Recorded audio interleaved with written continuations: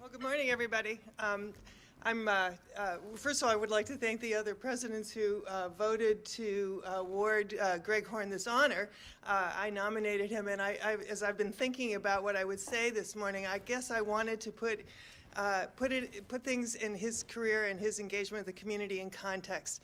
I mean, I think we all dwell at the intersection of some very powerful forces about accountability and transparency and assessment.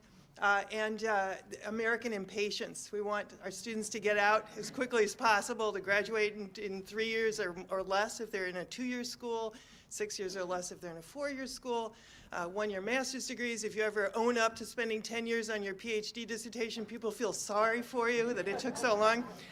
But you know, sometimes I think it's important to rebalance the wheels, and as much as we want a close, tight loop of assessment on things happening, it's also very helpful to think out 10 years, 20 years, 30 years, and ask yourself, what will be the impact of what I'm doing today 40 years from now? And Greg Horne is sort of a living example, a force of nature, about how important it is to think about engaging with the community, not just for this quarter, this semester, this year, our 3 to 5 year strategic plan of being community engaged, but instead to think about a lifetime of involvement. There are community agencies in Middletown that are cornerstones of the life of the people who live in that region. And Greg was involved from the very beginning on the founding boards of many of them. And he's lived that every day of his life. So he's a great president's choice. He's certainly, as president of Middlesex, he's my choice for this award. And I guess I'd like to welcome him to the stage so he can be given this award.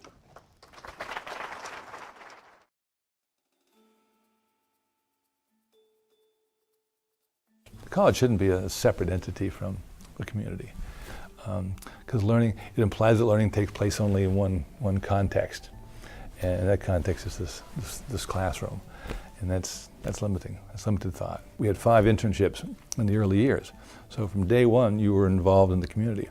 We graduated in such a way that they would start out with smaller roles of volunteering, and then they got into fairly sophisticated roles. The CASP, which is a Child and Adolescent Service System program, was a program where one of the concerns that arose were, what do we do with kids who've been coming out of institutions, and rather than putting them in another institution, how do we segue them? How do we kind of transition them into the community? And so, and hard to place kids. These are tough kids, and so we developed a program which is a wraparound service. And my role, I think, is in part certainly to be a conduit for others, either students and staff or other community members, and help them get involved in some respective activities. Both internships, I had the pleasure of having him as a co-advisor, himself and Professor LaRosa. I'd have to say, I had no idea what a wonderful education I had gotten here until I went out into the real world. It helped me to build that confidence to seek out the social work field. I'm proud to say that I was a student here, but also proud to say that he taught me.